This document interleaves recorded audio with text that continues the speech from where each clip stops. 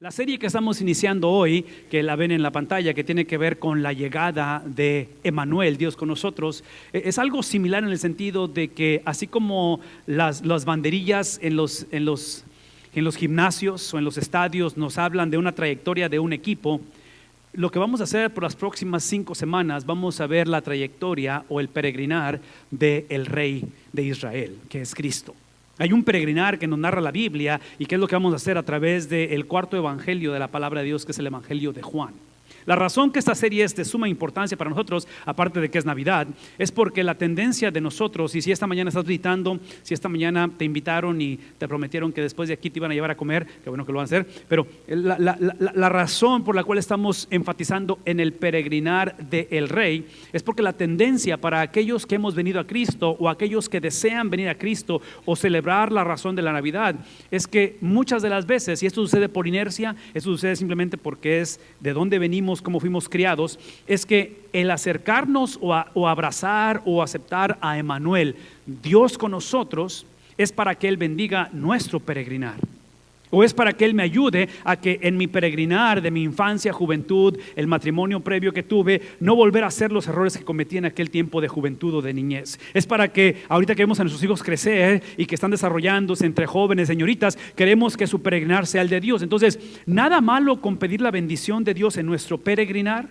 Nada malo con tratar de reparar los errores de nuestro peregrinar anterior. Nada malo de ello, pero tenemos que tener cuidado a que no usemos a Cristo, no usemos a Dios, no usemos su espíritu, como hemos dicho anteriormente, como un cosmic butler, como un sirviente cósmico, que simplemente otra vez me garantiza que me va a ayudar, me garantiza que nada malo me va a pasar, que, ¿sí me explico? O sea, tener cuidado con todo ello, porque inclusive una de las cosas acerca de la Navidad, si se pone a pensar hace 2000 años, la Navidad hace 2000 años no tenía ese sentido tan romántico que tiene hoy en día.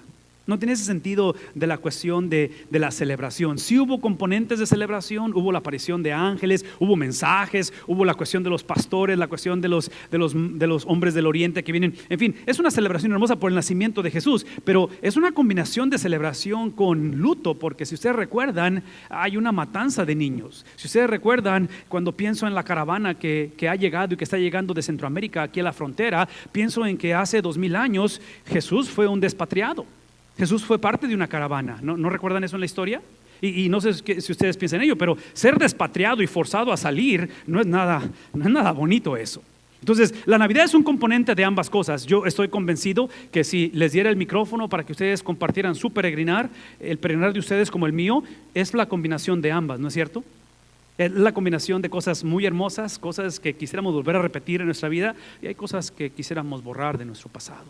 Hay cosas que nos ponen un poquito nerviosos pensar que pudieran suceder en el futuro, ciertas experiencias. Entonces, esa es la razón por qué. Aquí voy a poner mis cartas sobre la mesa y dejar esto bien claro desde ahorita. Es de que el propósito de esta serie es ver el peregrinar del Rey, porque el peregrinar de Jesús, su trayectoria de cómo Él se convierte, cómo Él es Emmanuel con nosotros, tiene que ser la base de nuestro peregrinar. De que lo hermoso de Jesús, y aquí está donde quiero que entendamos esto, lo hermoso de Jesús es que Jesús no es el tipo de persona que simplemente impone su peregrinar en nosotros. Su peregrinar es inmovible, su peregrinar es la razón por qué tenemos peregrinar nosotros, su peregrinar es la salvación del mundo. Pero escuchen esto que estoy diciendo, que lo hermoso de este peregrinar de Cristo, que es el que estamos enfatizando y vamos a descubrirlo a través del cuarto evangelio de la Biblia, que es el evangelio de Juan, es que ese peregrinar hace que nuestro peregrinar, escuchen lo que voy a decir, nuestro peregrinar mantenga sus cualidades únicas, porque cada uno de nosotros somos únicos, no hay ninguno como nosotros sobre la faz de la tierra, ni aún lo que llamamos las huellas digitales, son únicas, ¿verdad? Pero dentro de nuestras cualidades únicas tienen que florecer basado en algo que es eterno. Algo que es más que simplemente un nacimiento, algo que es más que simplemente la cronología de decir hace 2000 años, algo que tiene que trascender simplemente nuestra misma vida. Entonces, lo que quiero que hagamos, si tienen una Biblia, capítulo número 1 del Evangelio de Juan, cuarto Evangelio, Mateo, Marcos, Lucas, Juan, es el cuarto. Quiero que lo abran ahí y quiero que vean esto, porque aquí es donde encontramos el peregrinar. Y otra vez, conforme leen esto, por favor, véanme tantito, conforme leen esto, piensen en esto. El escritor de este Evangelio es precisamente el discípulo amado, uno que caminó con Cristo en su peregrinar. ¿Qué implica ello? Que este evangelio se cree que se escribe como unos 70 a 90 años después de que el peregrinar de Cristo ha terminado en la tierra. Estamos hablando de su nacimiento, pero ahorita le aplanamos al botoncito de la videocasetera y lo adelantamos. Si no saben qué es una videocasetera, háganlo Google, pero lo adelantamos la película y estamos hablando después de su resurrección. Estamos hablando después de su ascensión al cielo, y Juan, que es uno de los discípulos, él se da la tarea, como lo hizo en el caso de Mateo, como lo hace en el caso de Marcos, en el caso de Lucas, de escribir y de darnos el peregrinar de Jesús. Lo interesante de la historia, conforme leen estos versículos, es que son 4 evangelios, son 4 narrativas, 4 perspectivas de una misma persona. Y hemos dicho que los evangelios, Mateo, Marcos, Lucas y Juan, son las palabras de Jesús. Las epístolas, que es después de Hechos, el resto básicamente es el significado de esas palabras de Jesús. Entonces, en Juan hay un distintivo muy especial que va a ser el centro de todo lo que vamos a hablar por este mes de diciembre. Es que Mateo, por ejemplo, Mateo inicia la narrativa de Jesús en un encuentro entre el ángel y José. Y se encuentran y platican y le habla acerca de la concepción virginal de Jesús, de que tome a María, que no tenga miedo como mujer, porque ella va a concebir. Se van al evangelio de Marcos, que es el segundo, y Marcos inicia no con el nacimiento de Jesús, Marcos inicia con el bautismo de Jesús. Ya Jesús tiene 30 años de edad, ya pasaron. Marcos se brincó 30 años, así completamente. No, Marcos no incluye el nacimiento de Jesús. Lucas, que es el tercer evangelio, Lucas inicia similar con Mateo en el nacimiento virginal, pero no es la conversación entre el ángel y José, es la conversación entre el ángel y ¿quién? Y María. Entonces Mateo y Lucas son los dos que incluyen la historia de la Navidad. Si la quieren leer y se la quieren leer a sus hijos esta temporada, vayan a Mateo, vayan a Lucas. En uno es ángel con José, el otro es el ángel con María.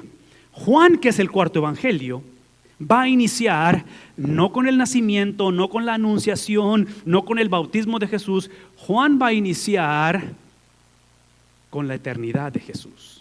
Que Jesús es antes de que pudiéramos concebir la idea del concepto del tiempo. De que como seres humanos estamos limitados a pensar en el nacimiento de alguien. Pensamos en nuestro propio nacimiento. Vayan a Facebook y van a encontrar fechas de nacimiento. La cuestión de Facebook es que Facebook te da la habilidad de que pongas recuerdos del pasado, memories, y pone la gente una foto de hace 4 años, 10 años, 7 años. ¿Me explico? Porque inevitablemente como seres humanos estamos limitados a pensar en cuestión de cronología. Juan inicia y dice, Jesús es más que cronología. ¿Por qué? Vean lo que dice. Porque dice él, en el principio ya existía, ¿qué cosa? El verbo, ¿sí? Y este verbo estaba con Dios y este verbo era Dios. Versículo número 2. Él, el verbo, estaba con Dios, ¿desde cuándo? Otra vez, del principio. Ese principio tiene que ver que por medio de él, de ese verbo, de Jesús, que está con Dios y que está desde el principio, es que a través de él todas las cosas han sido, ¿qué cosa? Han sido creadas. Eso implica que nada de lo creado llegó a existir sin él. Él es la razón. Libro de Colosenses. Estudien Colosenses, se van a dar cuenta que él es el sustentador de las cosas. Versículo 4 dice, en él, en el verbo que estaba con Dios y que era Dios, estaba la vida. Y la vida, ¿qué cosa? ¿Qué es la vida? Es literalmente la luz ¿de quién? Del ser humano. De tal manera que aquí está lo hermoso del evangelio, porque es una verdad central, pero observen el evangelio, versículo 5, es que esta luz que es Cristo, que es el verbo, resplandece ¿en dónde? En otras palabras, la luz que es Cristo, si vino y se encarnó, vino y habitó, es Emmanuel, Dios con nosotros, porque en el mundo, en el nosotros, ha reinado, ¿qué cosa? Temporalmente las tinieblas. Este mundo fue afectado por Génesis capítulo 3.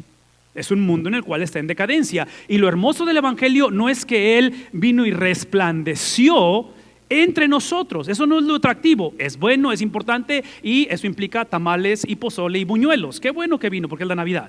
Pero es más que su venida. ¿Qué es? Es que ahora, aun cuando es un mundo de tinieblas, esto nos recuerda que su reino, el reino de las tinieblas, la corrupción de este mundo, su poder es temporal, porque no han podido, ¿qué cosa?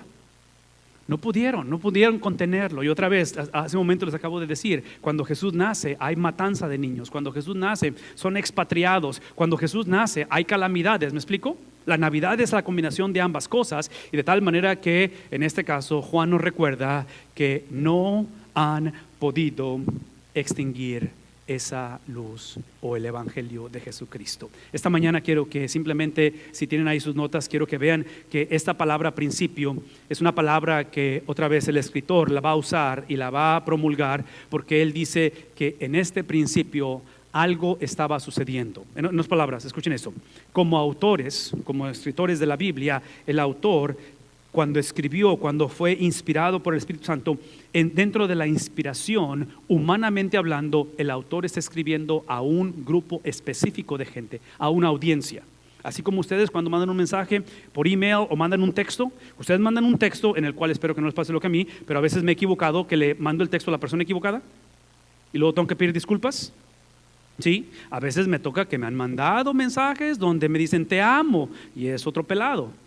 Y digo yo, tiene que ser para su esposa, más vale yo que sea para su esposa. Sí, porque hay una audiencia, se equivocó y en este caso Juan tiene una audiencia. Cuando está escribiendo, tiene una audiencia en mente. Y una vez más, Juan es el único discípulo entre todos los discípulos en la generación, de cierta manera, de líderes de la iglesia, que él va a morir de ancianidad. Implica que el resto de los discípulos sí murieron literalmente ejecutados. La persecución está arreciando. La situación que le pasó a Cristo, que es el morir ejecutado, le va a pasar a los discípulos también. Y Juan, en su edad avanzada, ya como una persona de edad avanzada, ya que ha visto la muerte de todos sus compañeros, que fue testigo y estuvo cuando Jesús murió, cuando Jesús resucitó, y ahora le está tocando a Juan ver a la iglesia de Cristo, este grupo de hombres y mujeres que están abrazando todo lo que hemos leído, versículos 1 al 5. Él refleja, él empieza a ver y él ve a la iglesia donde ve que el problema que la iglesia está viviendo, su solución es regresar al principio. ¿Por qué? Porque este es el problema de la iglesia hace 2000 años. Hace 2000 años había por lo menos 4 cosas que estaban sucediendo en la vida de la iglesia. Número 1 es de que en el cristianismo hace 2000 años la iglesia estaba creando una versión que ellos pensaban que era la 2.0. En otras palabras, la iglesia decía, Cristo creó el cristianismo 1.0.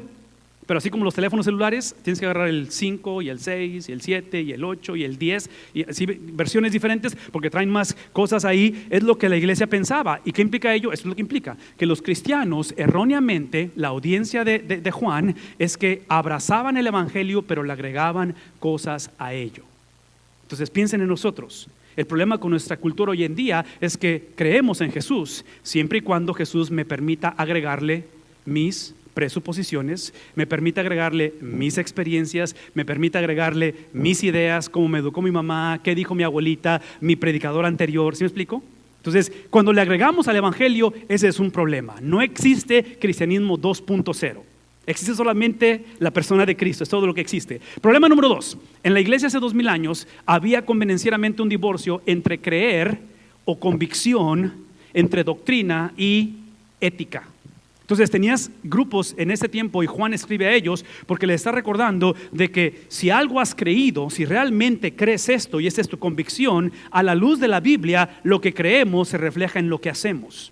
¿Qué implica ello? Implica que cómo nos comportamos, lo que decimos, lo que sentimos y cómo eventualmente actuamos es el reflejo de lo que creemos. No hay cosa como separación de decir, oh, yo soy cristiano, pero... y empiezo a hacer este tipo de cosas. ¿Sí me explico? No existe eso. Era un problema que había en la iglesia anteriormente. La otra es el concepto de VIP. Es el concepto de que ellos en la iglesia creían en un sentido de elitismo, en un sentido de supremacía. Hoy en día le podríamos llamar prejuicio, racismo. Cuando pensamos en la caravana que viene de Centro y Suramérica, inevitablemente, ¿qué hacemos? Los etiquetamos. Nos etiquetamos unos a otros. ¿De qué país eres? ¿De qué cultura eres? ¿Eres legal? ¿Eres ilegal? ¿Eres forense? ¿Sí me explico? ¿Eres tejano? Esas cosas son inevitables. El problema es que ellos habían creado una supremacía que en este caso las etiquetas, ya sea raciales o ya sea culturales, inclusive doctrinales, estaban por encima de lo que el evangelio era. ¿Sí captaron lo que está diciendo? En otras palabras, Cristo no vino a abolir el judaísmo o vino a abolir a los griegos o los romanos. Cristo no se va a meter con cuestiones raciales. Lo que Cristo va a hacer es que Él va a invitar que Emmanuel, Dios con nosotros, en medio de nuestras diferencias, tienen que ser aquellas, el libro de Efesios, léanlo, son aquellas que las diferencias, vean tantito, las diferencias existen para mostrarle al mundo que no solamente debemos de aceptarnos, no solamente debemos de abrazarnos, pero el abrazarnos, el aceptarnos es con el propósito no de extender nuestro amor y nuestra aceptación, es para extender la persona de Cristo.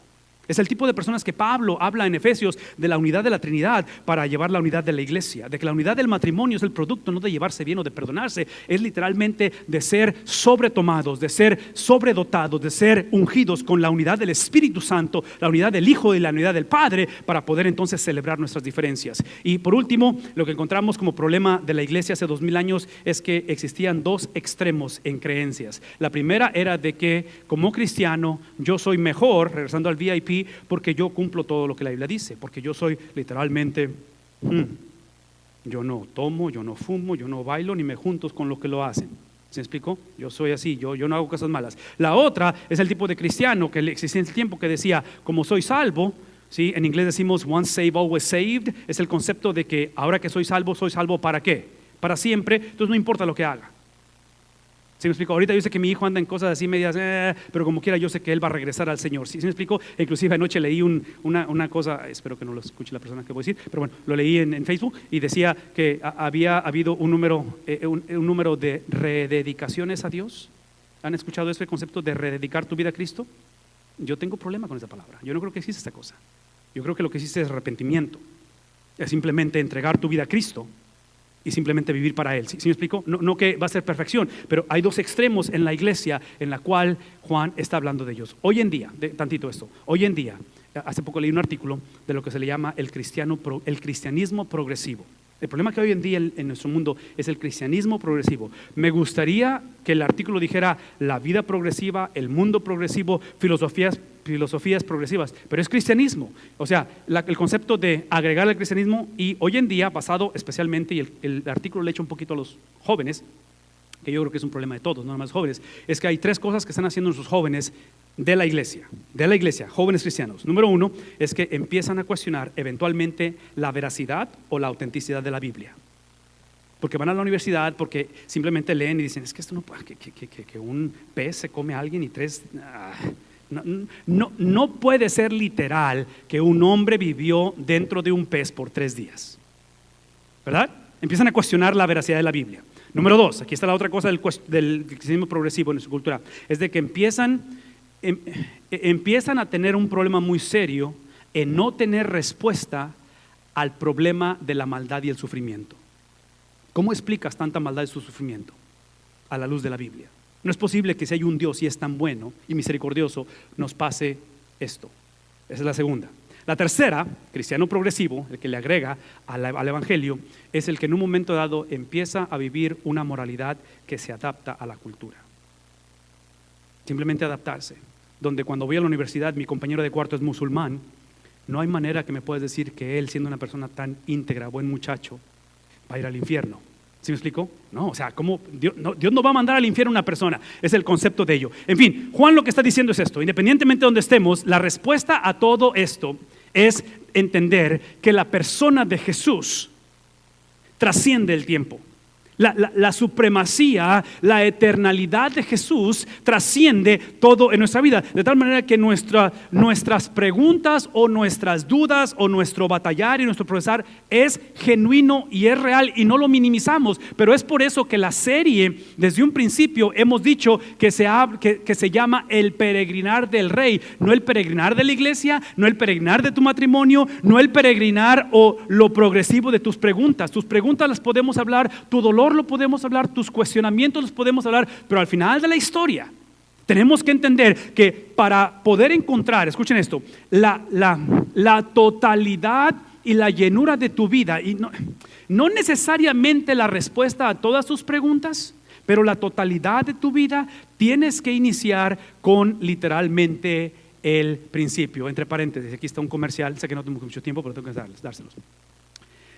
El reto que estamos viviendo hoy en día con la revolución moral, no nada más sexual, pero moral, la moralidad de nuestra cultura, véanme tantito, es que la gente muchas de las veces en cuestión, por ejemplo, del adulterio, de la fornicación o en este caso de la homosexualidad, cuando una persona pasa por esas experiencias de que es engañada o engaña, cuando una persona está siendo sexualmente activo antes de casarse, solteros, o cuando una persona siente inclinación por atractivo sexual por la persona del mismo sexo, el problema con eso, y aquí es donde quiero que entiendan cómo esta palabra es crucial, es de que La Biblia no lidia, no trata el problema o el concepto de la sexualidad como una identidad, lo trata como algo que hacemos.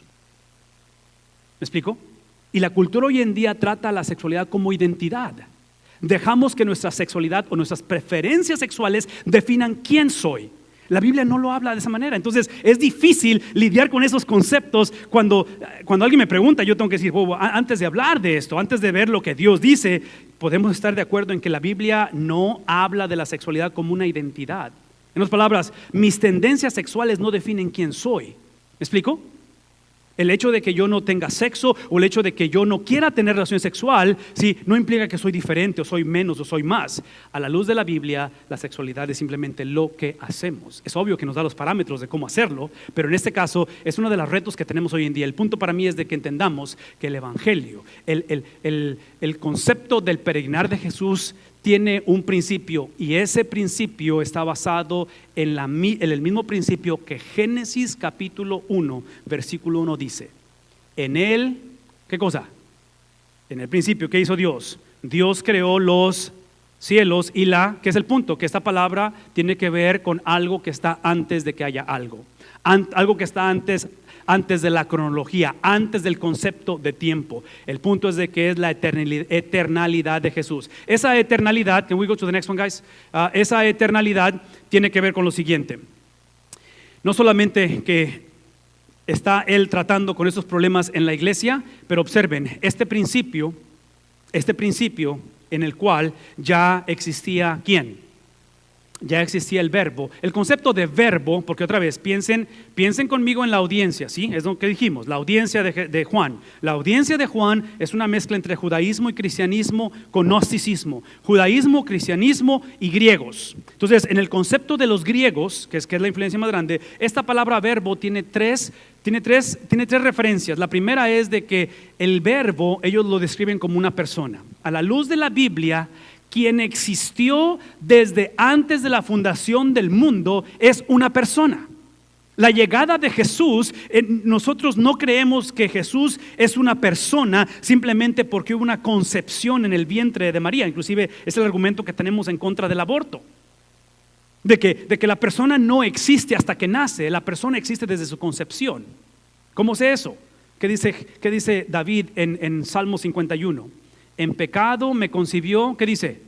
¿De qué está hablando? Está hablando de que la persona que está en el vientre tiene una moralidad, de que moralmente nacemos o existimos en el vientre ya con tendencias ¿a dónde? Hacia el pecado, que es el punto de que literalmente en nuestro espíritu, en nuestro ser, al estar siendo formados en el vientre, entendemos que en este caso, esta cuestión de que Él existe desde antes del tiempo, es que en la mente griega es una persona. La segunda cosa es que ese verbo es ¿qué cosa? Es un mensaje. En la mente de los griegos, en la mente de esta audiencia de Juan, él tiene que hablar de tal manera, usar un lenguaje que a través del Antiguo Testamento, porque otra vez tienes griegos, tienes judíos, tienes cristianos, tienes una mezcolanza. Ellos saben que históricamente en las escrituras desde el Génesis y viendo todo el Antiguo Testamento, Dios había hablado a través de profetas, Dios había hablado a través de reyes, Dios había hablado a través de ¿qué cosa? Hay tres oficios en la Biblia: profetas, reyes y sacerdotes. Y Cristo, obviamente, siendo el verbo desde antes de la fundación del mundo. Vean esto, Juan está diciendo, Cristo no es solamente el cumplimiento del mensaje, pero el mensaje de salvación es ¿qué cosa? No es solamente un montón de conceptos, teorías, doctrinas, no es simplemente crear lo correcto, no es simplemente cumplir lo que se anunció por los profetas, es que el mensaje es una persona. Es que literalmente el mensaje se ha hecho carne en medio de nosotros, de tal manera que cuando ustedes leen la literatura poética, la poesía de la Biblia, cuando leen proverbios, cuando leen salmos, el verbo es presentado como la sabiduría. ¿Qué es lo opuesto a sabiduría? ¿No sabiduría? La Biblia lo describe como el necio, foolishness, necedad. ¿Sí me explico? Entonces, lo que hace Cristo, lo que es este verbo que existe desde el principio, desde antes de la fundación del mundo, es que su existencia es porque Cristo siempre ha sido una persona. Cristo ha sido la personificación o la encarnación del mensaje antes de la fundación del mundo, y obviamente rechazar a Cristo es rechazar la sabiduría de Dios. Esta experiencia nos lleva a algo que esta mañana quiero que enfaticemos. Él, desde el principio, existía, y observen esto, mismo versículo, y el verbo, que es desde antes del principio, que es desde la eternidad, que existía, este verbo como persona, como mensaje, como sabiduría, es el que estaba, ¿dónde estaba? Entonces, pongan esta palabra, conéctenla con esto. Uno de los atributos de Dios es que Él es el alfa y el omega. Él es el principio, Él es el fin. Dios no tiene un acta de nacimiento. Dios no tiene, una de las cualidades de Dios es que Él no fue creado. Y yo sé que es un poquito de procesar, pero nadie creó a Dios. Y yo sé que a algunos de sus hijos les ha preguntado, algunos están haciendo esa pregunta, pero el concepto aquí es de que Cristo estaba con Dios desde el principio. Cristo estaba con Dios porque Él existía desde el principio como persona, como mensaje y en este caso como sabiduría. ¿Qué implica esto? Bueno, implica varias cosas y aquí es donde entramos un poquito en lo que es parte de la doctrina que creemos, pero espero que sea relevante para nosotros. Una de las cosas que hace el matrimonio, y esta foto es de hace 22 años, aunque no lo crean, tenía pelo, pero una de las características del matrimonio es que el matrimonio lo que hace es que es la unión de dos personas. En otras palabras, cuando uno se casa, el propósito no es perder su identidad. El propósito, e inclusive yo argumentaría que una de las razones que nos lleva a este suceso es que cuando éramos novios celebrábamos nuestras diferencias. A lo mejor ahorita ya casados ya nos caen mal y nos molestan lo que hace la persona y lo que hace la otra persona o las costumbres o mañas que tienen, pero ¿se acuerdan cuando éramos novios que celebrábamos lo que lo hace a él ser lo que es y lo que lo hace a ella ser la persona que es? Nos atraía y por eso nos enamoramos y nos casamos. ¿Me explico? Entonces, cuando pensamos en esa cuestión del matrimonio y pensamos en cómo Cristo, Él no solamente existía desde antes de la fundación del mundo, pero Él estaba con Dios. Estamos hablando del concepto de que el propósito del matrimonio, porque esto quiero que lo recordemos como ilustración, el propósito no es el que nos sintamos enamorados por 22 años. De que a lo mejor los sentimientos potencialmente pueden cambiar o pueden ser alterados o puedes tener días buenos y días donde dices, Señor, ayúdame. ¿Sí me explico? Puede haber eso. Pero el propósito, la meta del matrimonio es, en inglés la palabra es oneness, es el hacernos uno. ¿Qué implica ello? Génesis capítulo 2, dejará el hombre a su padre y se unirá a su mujer y serán, ¿qué? Los dos serán una sola. La unión de este matrimonio hace 22 años produjo 3 chimpayates. Es lo que pasa cuando te haces uno, ¿no es cierto? En la cuestión física produces hijos, en la cuestión emocional, en la cuestión espiritual, en todo sentido el matrimonio es, ¿qué cosa? El ser uno. Entonces piensen en términos cuando Juan está diciendo que en el principio era ese verbo y que ese verbo estaba con Dios, es el concepto de que esas dos personas, tanto el verbo que es Cristo como el Padre, ¿sí? Pensando en el concepto de la Trinidad, es que el concepto es de que en ellos es un solo Dios. Es un solo Dios, no son 3 dioses, no somos politeístas, adoramos un solo Dios, pero ese monoteísmo de un solo Dios está hecho de ¿cuántas personas? En este caso, obviamente aquí son 2, porque es el matrimonio. Trágicamente este país eventualmente va a legalizar la poligamia, pero es otra conversación por otro día, y van a haber bodas y fotos así con múltiples personas. Ahorita, gracias a Dios, esto es lo que creemos, es lo que la Biblia enseña, solamente es un hombre y una mujer, pero en este caso son 3 las personas. ¿Qué es el punto? Observen esto, que la eternalidad de Jesús, que hemos dicho desde el principio, el hecho de que su eternalidad es para recordarnos que Él existía desde ese tiempo, que no tiene principio, no tiene fin, y de que Él es, una vez más, Él es literalmente una persona, es parte de las 3 personas, que es lo que hace el Dios uno, el único Dios, es aquel que es la sabiduría de Dios. Y esa sabiduría de Dios nos recuerda que el propósito de esta presentación de lo que hemos llamado el pretzel, de lo que hace el pretzel es que es nada más un pretzel, allá atrás hay más pretzels, pero aquí nada más es un solo pretzel.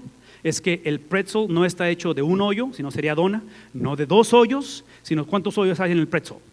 Si le quitan un hoyo, deja de ser pretzel.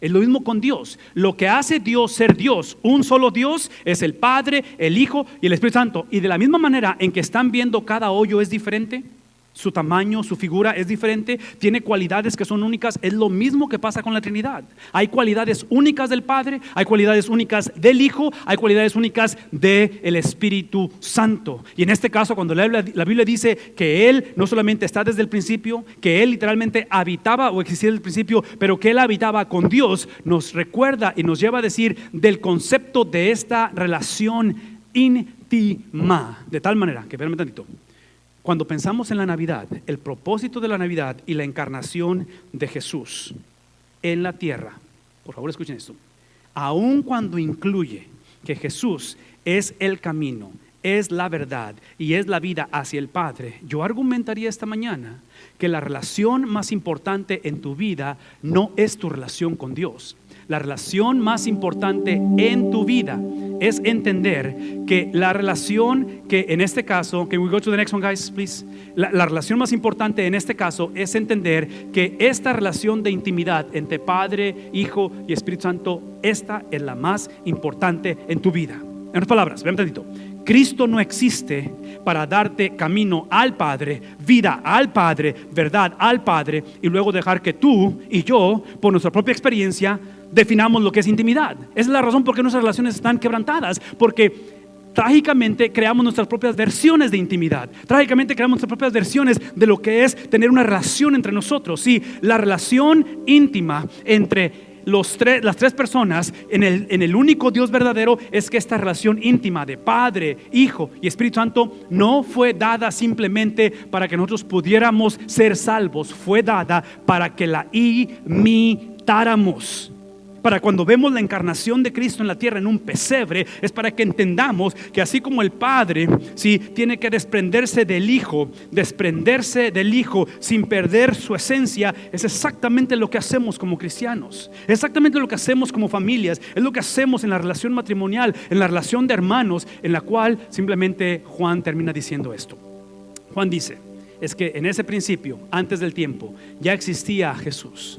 En ese principio, antes del tiempo, no solamente existía, pero Él estaba en una relación íntima y siempre ha estado en relación íntima con el Padre. Observen esto, todo eso sucede porque Cristo era, ¿qué cosa?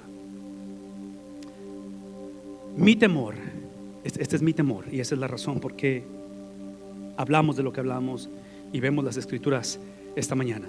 Es que mi temor es de que muchos, si estamos en esa cuestión de cristianismo 2.0, 2.3, 2.4, si queremos añadirle al Evangelio, leemos la Biblia así: en el principio ya existía el Verbo, creemos en eso, Cristo eterno, no nada más a través de María, siempre ha existido, y el Verbo estaba con Dios, Él es parte de la Trinidad, del pretzo, todo eso.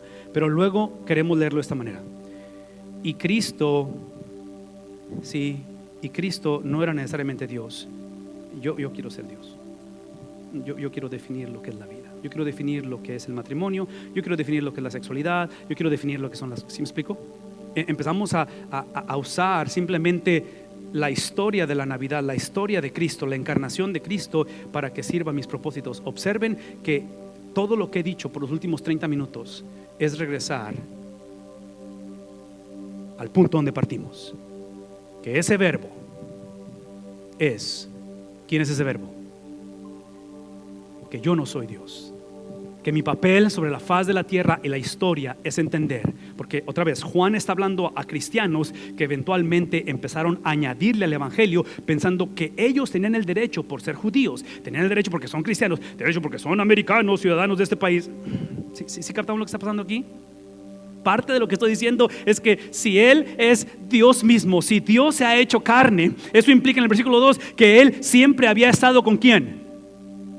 Él siempre ha estado con Dios, de que su soberanía, su eternalidad es lo que realmente produce en mí tanto lo que quiero como lo que deseo, de que el propósito de la Navidad es ceder mis derechos a la eternalidad del Dios de la Biblia a través de Cristo Jesús. Y es por eso que esta mañana todo lo que quiero que recuerden es esto, es de que Cristo, al encarnarse, Él tiene o tuvo un cumpleaños.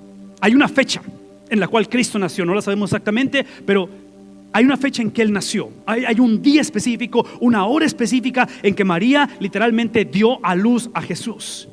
Pero tenemos que entender que esa encarnación, ese nacimiento, es con el propósito de que su limitación a venir a ponerse en un contexto cronológico es para recordarnos que Él es el cumplimiento de la vida, de los años, de todo lo que somos, de que su limitación es simplemente un vehículo hacia la supremacía de Cristo. La semana pasada yo les mencionaba a ustedes que antes de empezar el culto, la semana pasada alguien se me acercó para pedirme oración y oramos en ese momento cuando me dijo, porque su sobrino había fallecido esa noche de Acción de Gracias, trágicamente, 2:30 de la mañana. Trágicamente murió el muchacho, 22 años de edad. A las 10 de la mañana, que ya pasan de las 10, empezaba el último de los cultos fúnebres de esta familia. Mañana salen para poner su cuerpo o los restos de su cuerpo, porque fue un accidente muy trágico.